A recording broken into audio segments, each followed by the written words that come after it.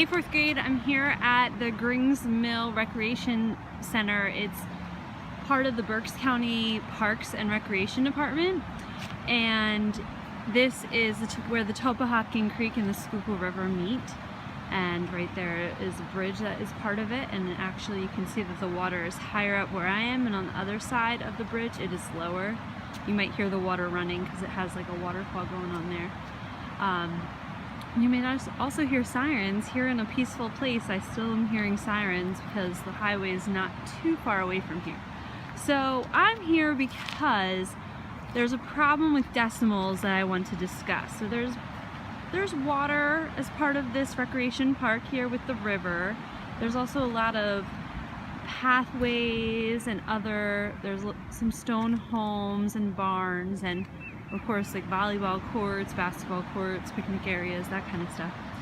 So my question to you is, about 1/1800 of the park is covered by water, and about 2/10 of the park is covered by paved walkways like this, or walkways with gravel.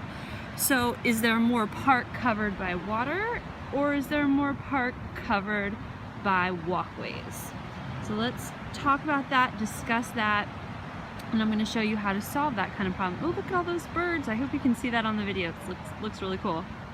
Oh, so peaceful. Oh, they're coming at me.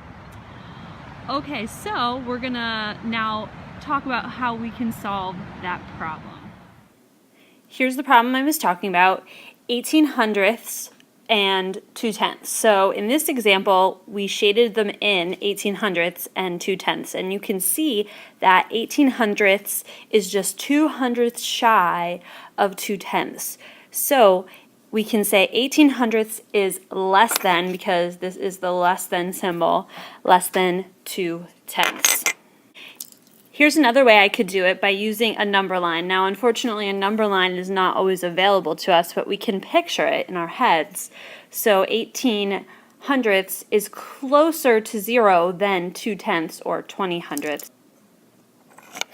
Here I can see that 1/1800 is closer to the 0 than the 20ths, and so 1/1800 is less than 2/10. We can also look at it by thinking about equal sizes. So if 1/1800 is in hundredths, we have 18 of them. But 2/10 is in tenths, and we can convert that because we've learned how to do that, and that would be 20/100ths by adding that extra 0. So what's bigger, 1/1800 or 20/100? It's pretty easy to say that 20 is bigger. So 1/1800 is less than 20/100. Also, 1/1800 is less than 2/10. So more of the park is covered by the walkways. This right here is the way I would recommend looking at it.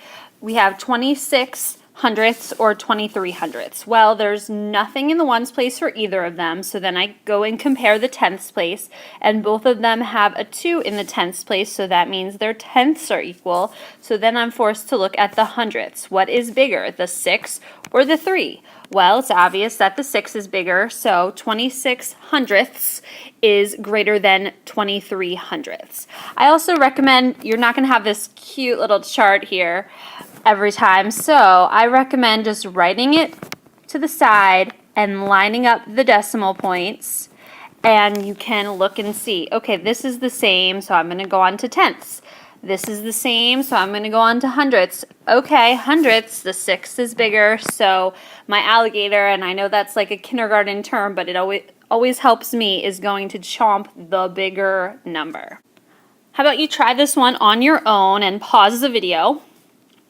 And now I'm going to go over it with you. So I have 7/10 and I have 54/100. So I have it all lined up, and really there's a 0 here in the hundredths for the 7/10, so that equals 70/100. They're both the same in the ones, and the tenths, they are not the same. So I'm seeing that the 7 is bigger, so 7/10 is greater than 54/100. Here's another one I want you to try on your own. Pause the video and then I will explain it to you. Here I have 1 and 15/100.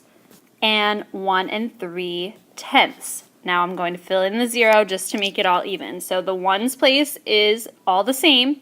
So then I'm going to move on to my tenths place. What's bigger, 1 or 3?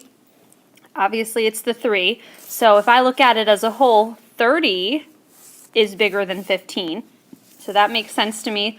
So I'm going to put the less than sign. The alligator is going to trump the bigger number. So 1 15/100 is less than 1 3/10. Now sometimes you might have another number thrown in there to have 3 numbers being compared. So let me just show you a brief idea on how to do that. So just line them up just the same way that you would have done with only 2, and the same thing. What I recommend is if it says least to greatest, let's say this one says least to greatest, I'm going to look at my ones place, they're all the same. I look at my tenths place, and I do have one that's the smallest, that's going to go first.